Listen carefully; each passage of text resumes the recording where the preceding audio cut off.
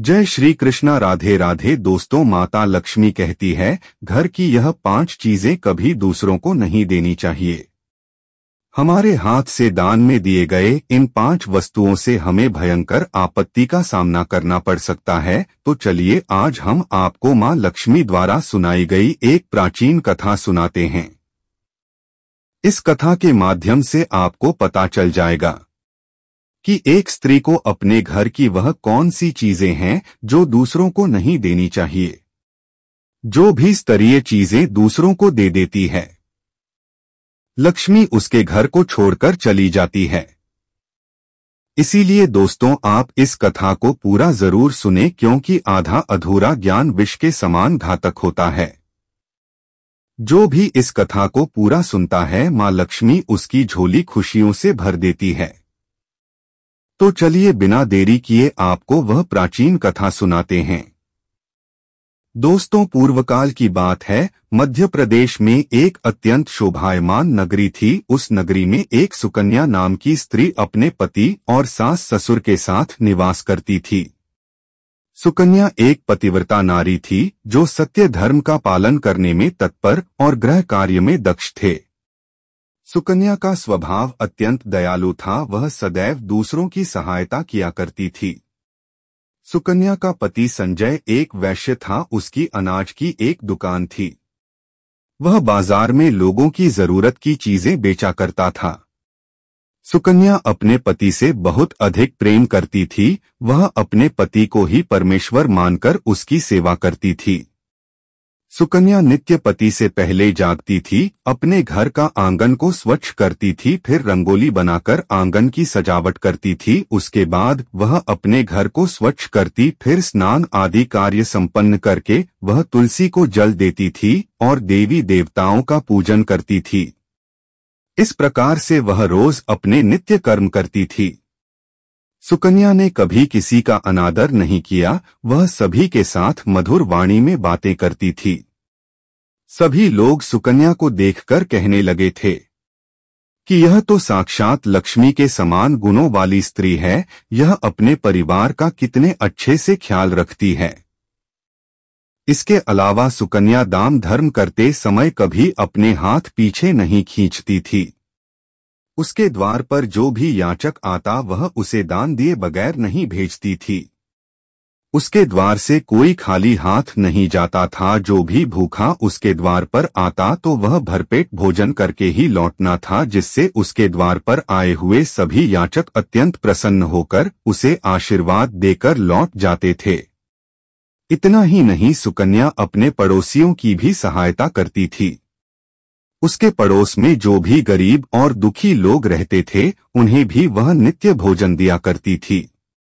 पड़ोसियों को जो जो चीजें लगती सुकन्या बिना विचार किए ही दे दिया करती थी, जिस कारण से सुकन्या के पड़ोसी भी उसका बहुत अधिक सम्मान करते थे। वे कहते थे, यह सुकन्या तो साक्षात देवी है। देवी साक्षात मां अन्नपूर्णा ने ही सुकन्या के रूप में जन्म लिया है। लोग जब भी सुकन्या की प्रशंसा करते तो वे सभी उसके विषय में अच्छी बात नहीं कहते हैं, लेकिन लोगों की बातें सुनकर भी सुकन्या ने कभी घमंड नहीं किया। वह उन सभी को आदर और सम्मान से ही बातें किया करती थी। फिर एक दिन की बात है, सुकन्या की एक पड़ोसन उसके घर पर आती है। सुकन्या उसका स्वागत करती है और बड़े प्रेम से उसे कहती है, हेड हैं, हमारे घर में तुम्हारा स्वागत है। आज किस कारण से तुम्हारा मेरे घर पर आगमन हुआ है?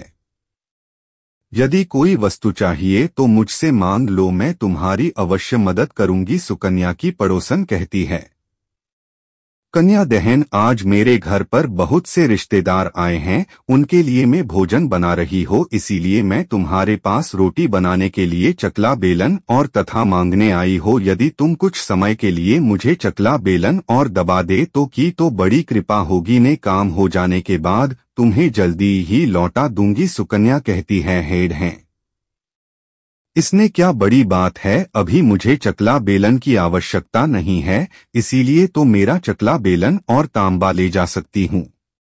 जो को ने अभी तुम्हें लाकर देती हूँ। फिर सुकन्या रसोई घर में जाती है और रसोई घर से चकला बेलन और तवा लाकर उस पड़ोसन को दे दी है। तब पड़ोसन कहती हैं, हे बहन, तुम्हारा बहुत बहुत धन्यवाद, आज तुमने मेरा काम सफल कर दिया। ने अपने मेहमानों को भोजन कराकर तुम्हारा चकला बेलन जल्दी से लौटा देती हो। सुकन्या कहती है, गहन चिंता की कोई बात नहीं है, जब तुम्हारा कार्य पूर्ण हो जाएगा तब तुम मुझे लौटा देना। फिर वह पड़ोसन सुकन्या का चकला बेलन और तवा लेकर चली जाती है। कुछ समय बाद अन्य एक स्त्री सुकन्या के घर पर आती है। सुकन्या उसका भी प्रेम से स्वागत करती है और पूछती है, पधारो बहन, आज तुम्हें मुझसे क्या काम है? संकोच न करो और बताओ तुम्हें मुझसे क्या चाहिए। मैं तुम्हारी मदद जरूर करूंगी। सुकन्या, बहन, मेरे घर में बहुत गंदगी हो गई है और आज सुबह ही मेरा झाड़ू मेरे बेटे ने खेलते समय तोड़ दिया, इसलिए मुझे तुम्हारा झाड़ू चाहिए था, क्योंकि मेरे घर को साफ करने के लिए मेरे पास कुछ भी नहीं है। इसीलिए मैं तुम्हारे पास झाड़ू मांगने के लिए आई हो। यदि तुम्हें कोई समस्या न हो तो कृपा करके मुझे अपने घर की झाड़ू दे दो। ने अपना घर साफ करके तुम्हें झाड़ू वापस लौटा दूंगी। सुकन्या बिना विचार किए ही कहती हैं, बस झाड़ू ही तो है, इसमें क्या समस्या हो सकती है, तुम रखो, अभी मैं तुम्हें अपने घर की झाड़ू लाकर देती हूँ। इतना कहकर सुकन्या घर के अंदर जाती है और झाड़ू लेकर आती है और उस स्त्री को दे देती है। वह स्त्री सुकन्या के घर की झाड़ू लेकर चली जाती है।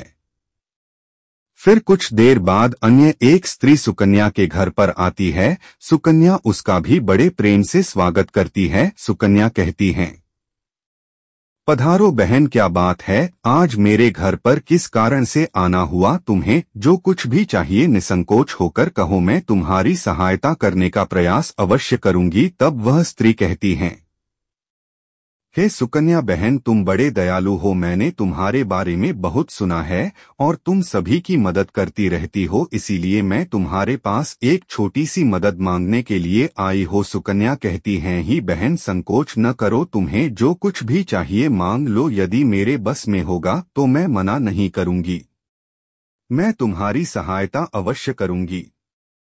कहते हैं, ये सुकन्या हैं, आज मेरी बेटी को देखने के लिए लड़के वाले आ रहे हैं, इसीलिए ने चिंता में हूँ, मेरे पास पहनने के लिए एक भी गहना नहीं है, तो अपनी बेटी को क्या दो, उसके पास पहनने के लिए अच्छे वस्त्र भी नहीं हैं। इसीलिए कृपा करके मुझे आप थोड़े कहने और वस्त्र, धार्मिक रुचियां केवल एक दिन के लिए जब लड़के वाले देखकर चले जाएंगे तो मैं तुम्हारे गहने लौटा दूंगी। उस पड़ोसन की बात सुनकर सुकन्या कहती हैं, बस इतनी सी बात है बहन, तुम चिंता मत करो, तुम्हारी पुत्री मेरी छोटी बहन के जैसी है, उसकी सहायता में अवश्य करूंगी।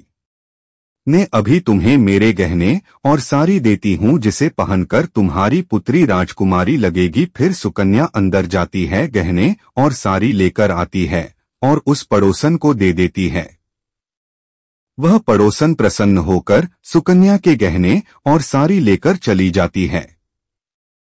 फिर शाम हो जाती है और अन्य एक पड़ोसन सुकन्या के घर पर आती हैं। सुकन्या उसका भी बड़े प्रेम से स्वागत करती है और कहती है, पधारो बहन, आज किस कारण से मेरे घर पर आना हुआ, बताओ, मैं तुम्हारी किस प्रकार से सहायता कर सकती हो। तुम्हें जो को चाहिए निसंकोच होकर कहा, मैं तुम्हारी मदद जरूर करूंगी। पड़ोसन कहती हैं, सुकन्या है, तुम बड़े दयालु हो और तुम सभी की मदद करती है, इसीलिए मैं तुम्हारे पास आई हो। मेरा बच्चा भूखा है और उसे दिलाने के लिए दूध नहीं है, इसीलिए मैं तुम्हारे पास दूध मांगने के लिए आई थी। अगर थोड़ा सा दूध मिल जाता तो बड़ी कृपा होती। सुकन्या कहती हैं, अरे बहन, इसमें कौन सी बड़ी बात है, लोग, अभी मैं तुम्हें दूध दे देती। सुकन्या रसोई घर में जाती है और थोड़ा सा दूध लेकर आती है और उस पड़ोसन को दे देती है। वह पड़ोसन प्रसन्नता से उस दूध को लेकर चली जाती है। इस प्रकार से सुकन्या अपने सभी पड़ोसियों की मदद कर देती है और प्रसन्न होकर घर का काम करने में लग जाती है। फिर रात होते ही उसका पति घर पर लौट आता है। सुकन्या अपने पति को प्रणाम करती है और उसकी खूब सेवा कर दिया।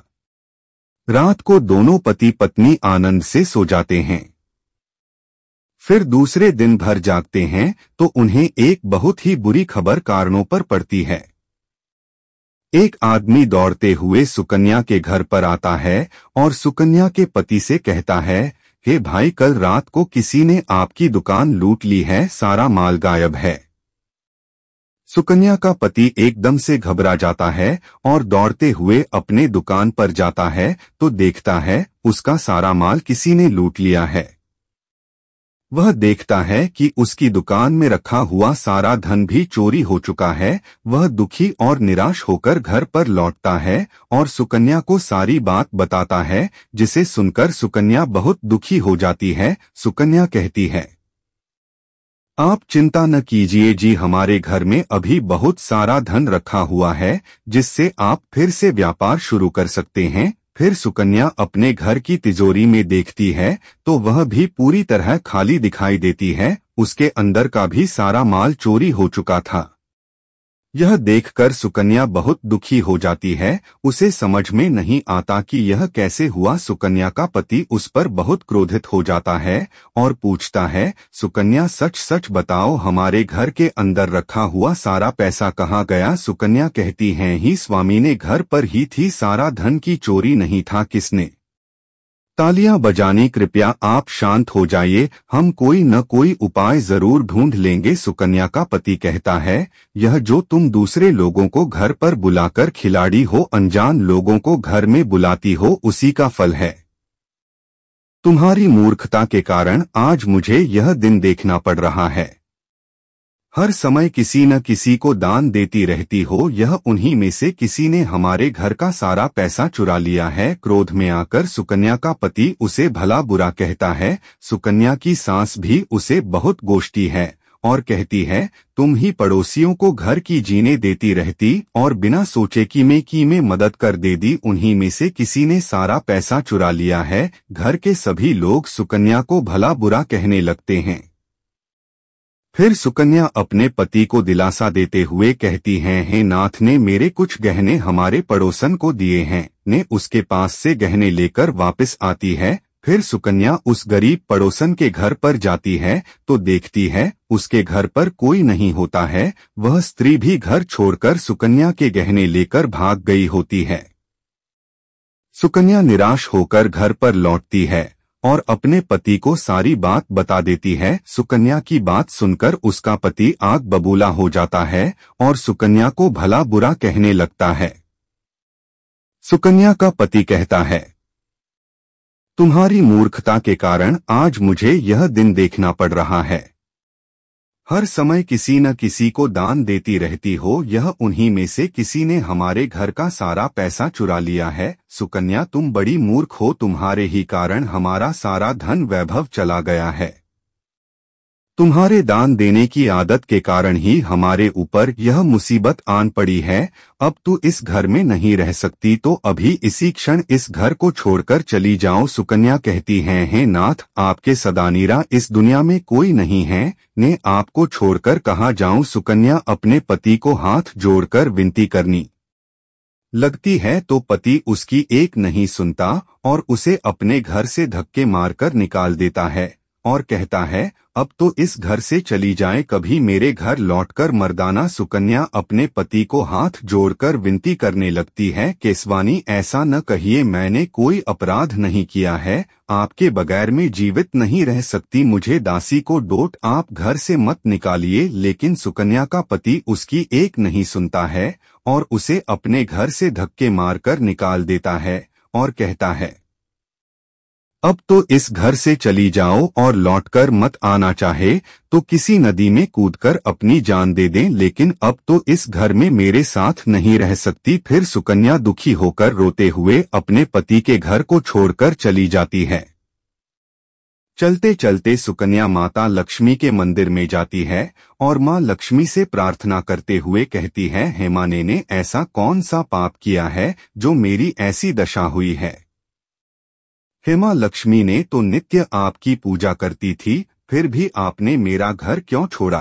कृपया मुझे बताओ मैंने ऐसा कौन सा अपराध किया जो आप मुझसे रूठ गई हो। फिर सुकन्या वहीं पर बैठकर सोचने लगती है, यदि मेरे पति मेरा स्वीकार नहीं करेंगे तो मैं जीवित रहकर क्या करूं। यदि मेरे ही कारण मेरे पति की दुर्दशा हुई है तो मुझे जीवित रहने का कोई अधिकार नहीं है। इतना सोचकर सुकन्या अपने प्राण देने के लिए नदी की तरफ जाने लगती है। नदी के पास जाकर सुकन्या माता लक्ष्मी से प्रार्थना करती है, ही माँ लक्ष्मी, अपने अपने प्राण देने जा रही हो। यदि मेरे द्वारा तुम्हारी पूजा में कोई कमी रह गई हो तो मुझे माफ करो। ने अपने पति के बगैर जीवित नहीं रह सकती, इसीलिए अब ने इस नदी में कूदकर अपनी प्रांतीय को इतना कहकर सुकन्या नदी में कूदने ही वाली होती है कि साक्षात माँ लक्ष्मी उस स्थान पर प्रकट हो जाती है। माता लक्ष्मी सुकन्या से कहती हैं, रुक जाओ सुकन्या, तुम यह क्या कर रही हो। तभी सुकन्या आंखें खोलकर देखती है कि साक्षात लक्ष्मी उसके सामने खड़ी है। तभी सुकन्या हाथ जोड़कर उन्हें नमस्कार करती है।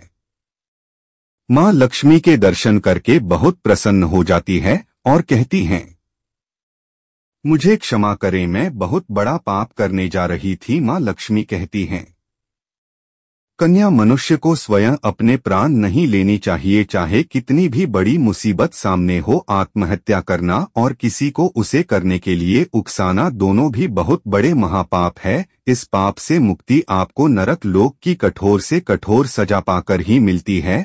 आपको ईश्वर ने जो शरीर प्रदान किया है उसे ऐसे नष्ट नहीं करना चाहिए। सुकन्या कहती है कि माँ, मैं विवश हूँ, मेरे पति ने मेरा त्याग किया है, मेरे ही कारण मेरे घर का सब कुछ लुट गया है, इसलिए मेरे पति ने मुझे छोड़ दिया है। पर मैं अपने पति को छोड़कर जीवित नहीं रह सकती, इसी कारण से मैं विवश होकर अपने प्राण देने जा रही थी। है सुकन्या, मैं सब कुछ जानती हूँ और यह भी जानती हूँ कि तुम्हारे पति ने तुम्हारा प्यार क्यों किया है। यह सब तुम्हारी ही भूल के कारण हुआ है। तुमने अनजाने में कुछ ऐसा चीजों का दान किया था जिस कारण से मुझे तुम्हारा घर छोड़कर जाना पड़ा। जो भी स्त्री अपने घर की इन चीजों को दूसरों को दे देती है उनके घर में मेरा वास नहीं होता है। मैं उन वस्तुओं के साथ ही उनका घर छोड़कर चली जाती हूँ।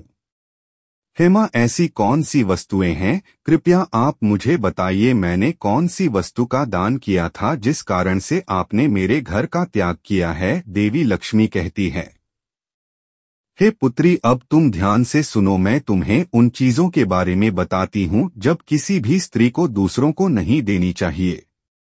इन चीजों का दान करने पर मैं उस घर को छोड़कर चली जाती हूँ। हे सुकन्या, तुम्हारी सबसे पहली भूल यह थी कि तुम्हें तुम्हारे घर का चकला बेलन और अथवा दान कर दिया था। किसी भी दूसरी स्त्री को अपने घर का चकला बेलन अथवा कभी नहीं देना चाहिए। रसोई घर में इन वस्तुओं का महत्व सबसे अधिक होता है। आपके घर में इन वस्तुओं की पवित्रता सदैव ही बनी रहनी चाहिए। इन्हीं वस्तुओं से आपकी पूजा घर के भगवान को प्रसाद बनाया जाता है, इसीलिए इन वस्तुओं को हमेशा स्वच्छ और शुद्ध रखना चाहिए। दूसरों को देने पर यह अपवित्र हो सकती है और फिर इनका उपयोग करना अशुभ फल प्रदान करता है। यह सुकन्या, तुमने अपनी रसोई घर के चकला बेलन अथवा अपनी पड़ोसन को देकर पहली बड़ी भूल कर दी जिस कारण तुम दरिद्रता का भागी बन गई है। सुकन्या, अब तुम दूसरी वस्तु के विषय में सुना। तुमने अपनी पड़ोसन को अपने घर में रखी हुई झाड़ू दे दी जिस वस्तु में मेरा सदैव वास होता है, जो वस्तु मुझे सबसे अधिक प्रिय है। तुमने उसे ही दूसरे को दे दिया, तो फिर मैं तुम्हारे घर में कैसे छेड़ती है। जो स्त्री अपने घर की झाड़ू दूसरों को दे देती है ने उसके घर को त्याग देती हूँ। इसी कारण तुम्हारे पति की दुकान चोर लूटकर चले गए। झाड़ू से घर की स्वच्छता की जाती है। जहाँ पर स्वच्छता होती है उसी स्थान पर मेरा वास होता है। ध्यान में रखना, घर में झाड़ू को हमेशा छिपाकर रखना चाहिए। झाड़ू पर बाहरी व्यक्ति की दृष्टि भी नहीं पड़नी चाहिए। झाड़ू एक अत्यंत पवित्र वस्तु है, इसे पैर नहीं लगाना चाहिए और इससे कभी विष्ठा आदि प्रकार की गंदगी भी साफ नहीं करनी चाहिए। माँ लक्ष्मी कहती है सुकन्या, अब तुम तीसरी सफेद रंग की वस्तुओं के विषय में सुनो जो एक स्त्री को दूसरी स्त्रियों को कभी भी नहीं देनी चाहिए। वह है संध्या समय पर घर का नमक, आटा और दूध तथा दही, ऐसा करने से घर में अनाज की कमी पड़ती है, ऐसा करने से घर में दरिद्रता छाई रहती है। अब सुनो तुम्हारी चौथी सबसे बड़ी भूल, तुम्हें खुद के आभूषण ही किसी दूसरी स्त्री को पहनने के लिए दिए। याद रखो, एक स्त्री को अपने आभूषण कभी अन्य महिला को नहीं देने चाहिए। स्त्री के 16 श्रृंगार में गहनों का बहुत अधिक महत्व होता है। एक विवाहित स्त्री को अपने आभूषण कभी अन्य स्त्री को पहनने के लिए नहीं देनी चाहिए। जो स्त्री अपने आभूषण अन्य स्त्रियों को देती है, उस स्त्री के घर में हमेशा पति पत्नी में क्लेश बना रहता है। मेरी नाराजगी के कारण ही तुम्हारी पड़ोसन तुम्हारे गहने लेकर दूसरे गांव चली गई है। सुकन्या, अब मैं तुम्हें पांचवी तथा तुम्हारे अंतिम भूल के बारे में बताती हूँ। वो है, दूसरे दिन सुबह सुबह तुम्हें दूध का दान किया था। दूध बेचना अलग बात है और दूध का दान करना अलग बात है। ऐसे में तुमने सुबह सुबह दान देकर अपने ऊपर बड़ी मुसीबत था ओढ़ ली। इसी के कारण तुम्हारे घर की तिजोरी में रखे गहने चोरी हो गए। मनुष्य को सही चीजों का दान करना पुण्यवान बनाता है, पर कुछ ऐसी वस्तुएं हैं जिसे हमें भूल कर भी दान में नहीं देना चाहिए। ऐसी वस्तुएं दान करने से जीवन में अशुभ कार्य शुरू होता। तुम्हारे भी सारी गलत चीजों का दान करके मेरी वक्र दृष्टि का अनुभव किया। सुकन्या कहती है, ये माँ लक्ष्मी, मुझसे बड़ी भूल हो गई, मैं इन बातों से अनजान थी। कृपया मुझे क्षमा करो और अब मुझे प्रायश्चित करने का उपाय बताओ। देवी लक्ष्मी कहती है, कन्या, तुमने प्रायश्चित पहले ही कर लिया है। जो दुख तुम्हें भुगतना पड़ा वही तुम्हारी सजा थी। अब मैं तुम्हें तुम्हारे अच्छे कर्मों के कारण माफ कर देती हूँ, इसीलिए अब तुम अपने घर पर लौट जाओ। मैं तुम्हें तुम्हारा संपूर्ण वैभव और धन संपत्ति तुम्हें लौटा देती हूँ। इतना कहकर माँ लक्ष्मी उस स्थान से अंतर्ध्यान हो जाती है। फिर सुकन्या भी माँ लक्ष्मी को धन्यवाद करती है और उस स्थान से घर की तरफ जाने लगती है। तभी उसका पति ढूंढते हुए उसी की तरफ आ रहा होता है। वह सुकन्या के पास आकर उससे क्षमा मांगता है और कहता है, हे सुकन्या, मुझे माफ करो, मैंने तुम्हें बहुत भला बुरा कहा था। तुम तो साक्षात देवी के समान हो। माँ लक्ष्मी की कृपा से हमें अपना सारा धन वैभव वापस मिल गया है। जिन लोगों ने हमारा धन लूटा था, उन सभी में हमारा धन हमें लौटा दिया और तुम्हारा नाम लेते हुए शर्मा मांग ली है। यह सुनकर सुकन्या बहुत प्रसन्न होती है और अपने पति के साथ घर पर लौट जाती है। माँ लक्ष्मी की कृपा से सुकन्या के घर में फिर से सुख समृद्धि आती है। दोस्तों, आज का वीडियो कैसे लगा? अच्छा लगा हो तो एक लाइक जरूर करें। धन्यवाद।